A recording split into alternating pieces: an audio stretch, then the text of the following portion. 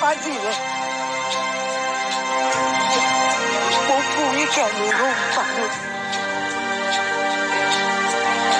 Ìwọ ló dé. Kí ló dé tẹ̀ ṣe báyìí fún mi? Adédúró!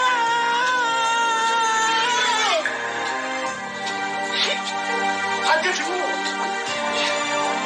Gbé jáde kárí. Má jẹ́ fi mí wọ̀n jáde kárí. Ìwọ ẹlẹ́ta ìwọ lábùkù èèyàn rádaràdà tí ò ṣe fi sí títì.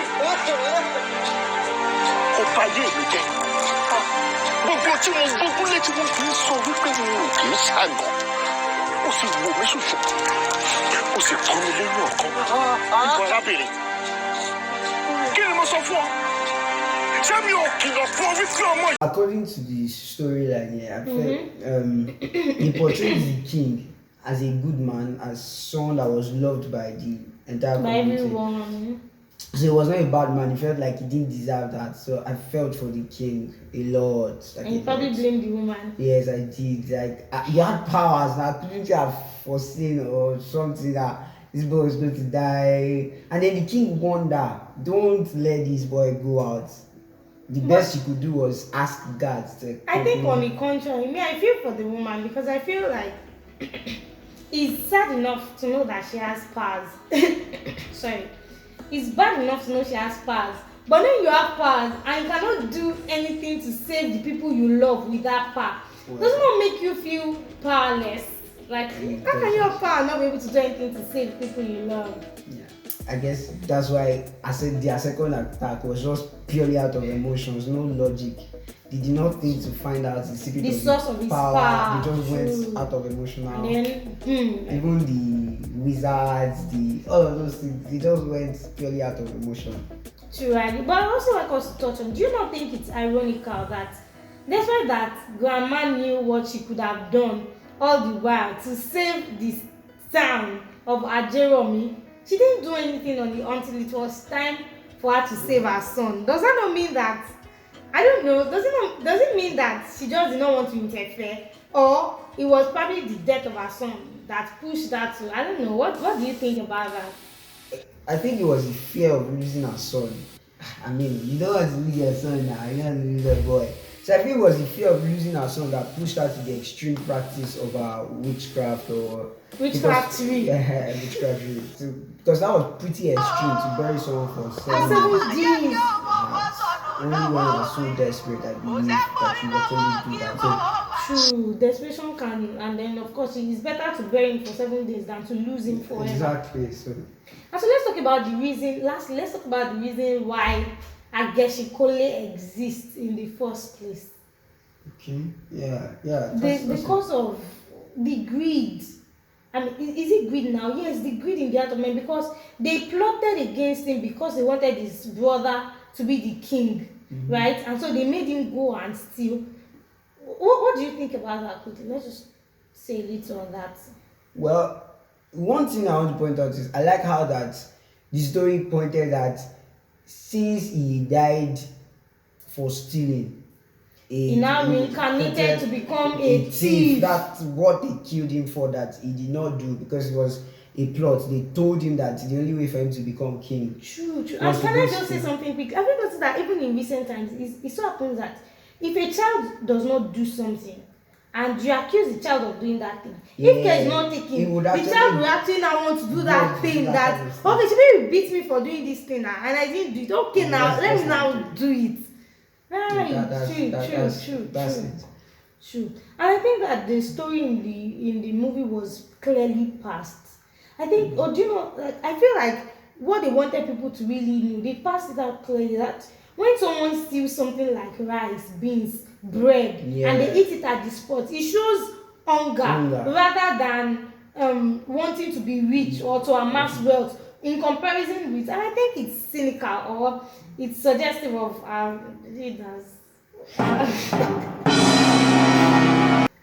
can say that of some, because in court, I studied law, so I know that in court, of course I have to be fair. It's not easy. So in court, you find that someone steals something, and the person probably has to pay an amount or something little, and then someone embezzles a large amount of money, and then maybe you see 6 months imprisonment, or they can even ask them to pay a fine. Maybe someone embezzles 100 million and you're telling the person to pay fine of maybe 10 million out of 100. Would the person not be able to afford it? And so I think that the story in that movie was clearly passed. It was. I think they clearly passed it. And then let's talk also about the fact that guy, let's talk about the bravery of Ibrahim Chatta. Oh, yes, that was another part that was my favorite too. Because the action, it was obvious that guy also came loaded. I mean, after the 7 days burial, he came loaded because he would just give command that you just Die. father and die. And then The father die like Agbara.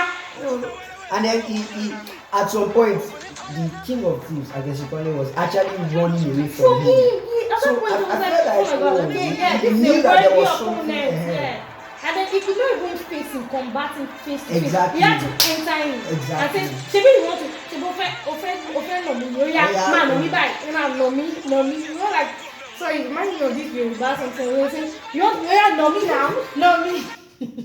So that was a display of power on both sides, and then I feel Ibrahim Chatta actually displayed wisdom in begging for his life, because at that point he was going to die. Like even with all of the power, it was obvious that he already had him by the neck, because he had the power. He could not, Ageshinkole could not combat the power, but he had him by the throat. Yes, and then he can't destroy Ageshinkole in himself, because it will mean killing himself. Because I mean, you already won with the person. It's just like when he that joins the Lord is one spirit. So it was actually very wise on his part to beg for his wisdom and power go hand in hand. It's not just enough to have a lot of power, but also be very wise in the administration of power, right? That makes a lot of sense. That makes sense. I thought it's been so nice. Yeah, watching. Once again, can I just ask us to please put our hands together for Nollywood? Like, oh God!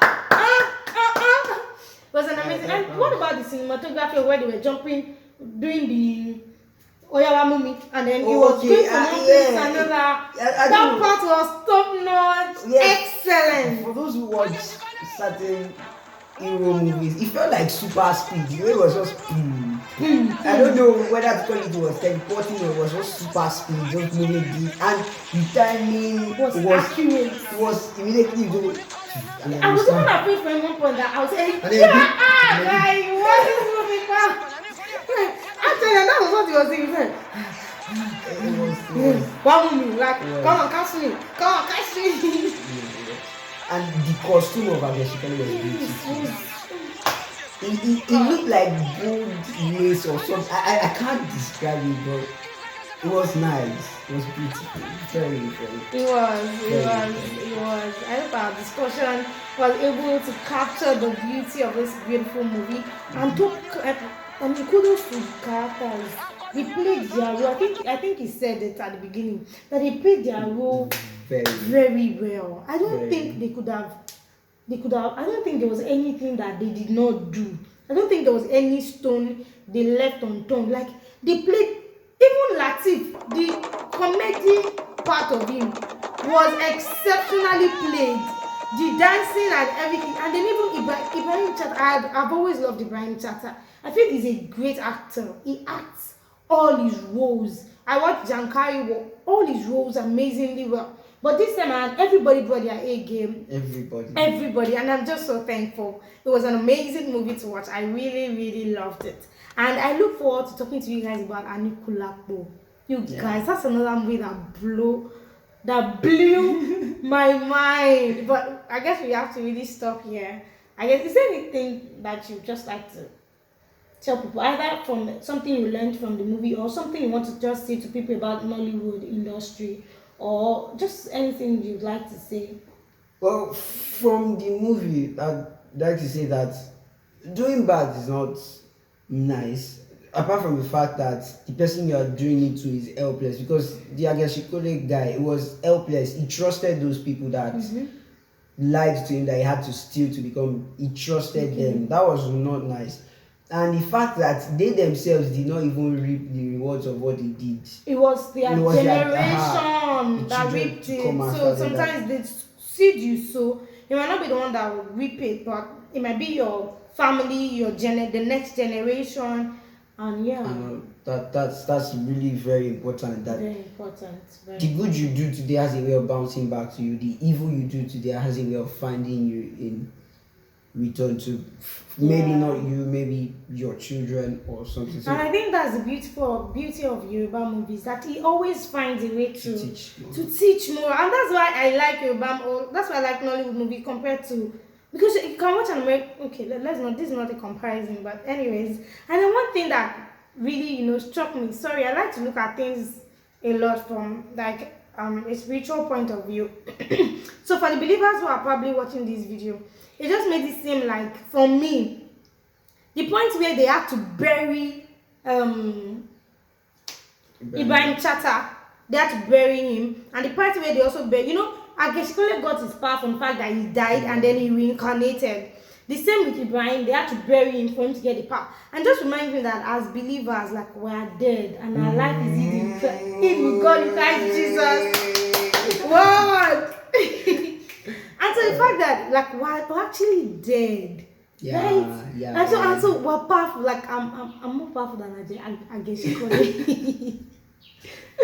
So we are dead and our life is in with Christ in God. With God in Christ. So I think that was a beautiful movie to watch. And if you've not watched it, please watch it. Thank you so much, Divine, for joining me. This was a very beautiful conversation. I really, really, really, really enjoyed it. And I thought it was amazing having you on my channel. Thank you.